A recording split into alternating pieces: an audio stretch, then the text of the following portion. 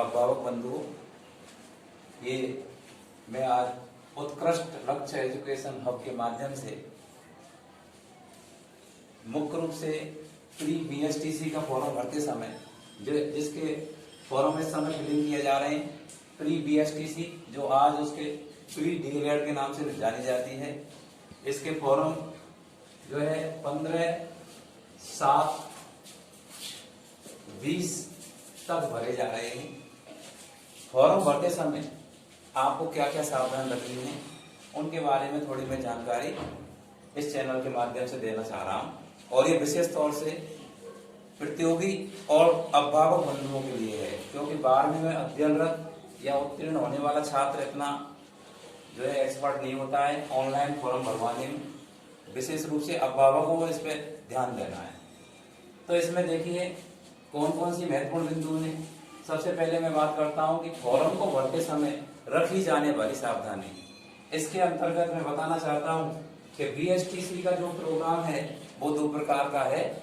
BSTC सामान्य, इसकी योग्यता है 12वीं उत्तीर्ण अथवा 12वीं में जो अध्ययनरत जो छात्र हैं वो इसका पेपर दे सकते हैं, इस टेस्ट में बैठ सकते हैं। इसमें सामान्य के अंतर्गत कौन कौन से छात्र जा सकते हैं, और सामान्य का मतलब होता है इसमें 30 क्वेश्चन हिंदी के पूछे जाएंगे, उसको हल करने हैं, वो हिंदी वाले करने हैं, हिंदी के क्वेश्चन 30 क्वेश्चन का ये भाषा के अंदर क्या है सब्जेक्ट होता है। सामान्य से फॉर्म भरने वाले उनको 30 क्वेश्चन हिंदी के करने पड़ते हैं। और इसको सामान्य को कौन कौन भरने के लिए बाध्य है? विज्ञान वर्ग जो मैथ या बायोलॉजी से जिन्होंने सीनियर की है, वाणिज्य वर्ग और कला वर्ग के ऐसे स्टूडेंट जिनके पास ऑप्शनल संस्कृत का सब्जेक्ट नहीं रहा है, ऐसे जो छात्र हैं उनके लिए अनिवार्य रूप से बीएसटीसी सामान्य का ही फॉर्म भरना है। दूसरा फॉर्म जो आता है, और अब हम देखते हैं कि बीएसटीसी जो संस्कृत होता है, इसका संस्कृत से जो एडमिशन होता है उसके लिए कौन कौन सी योग्यता होना अनिवार्य है।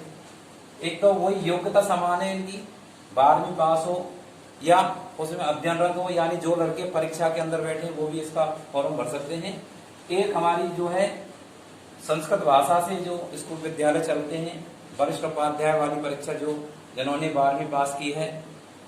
कला वर्ग के ऐसे स्टूडेंट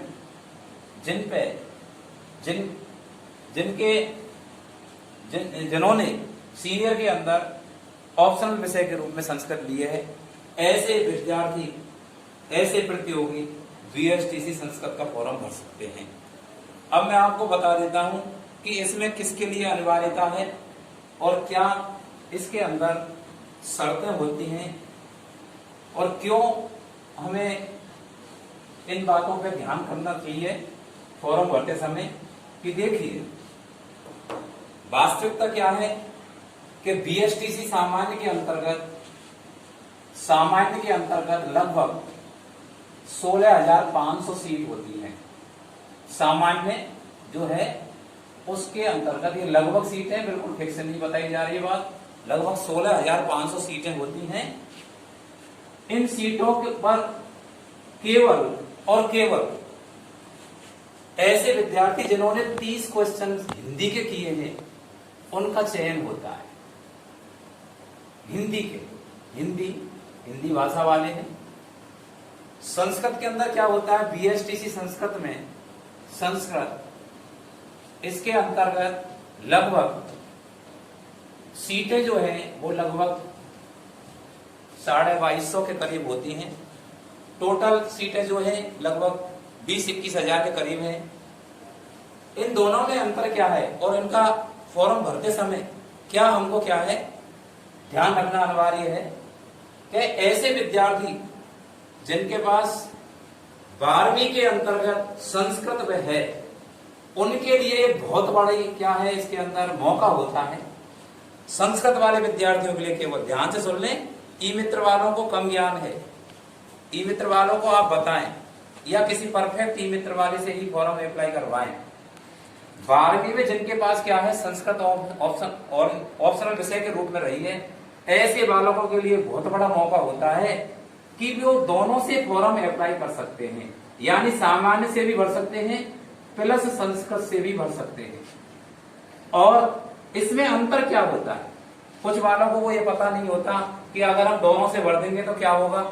कुछ नहीं होना, ये जो हिंदी के 30 क्वेश्चन है उनके स्थान पे जो बालक केवल संस्कृत या दोनों से भर रहे हैं उनको 30 क्वेश्चन संस्कृत के करने पड़ेंगे, हिंदी के छोड़ने पड़ेंगे 30 क्वेश्चन और संस्कृत के करने पड़ेंगे।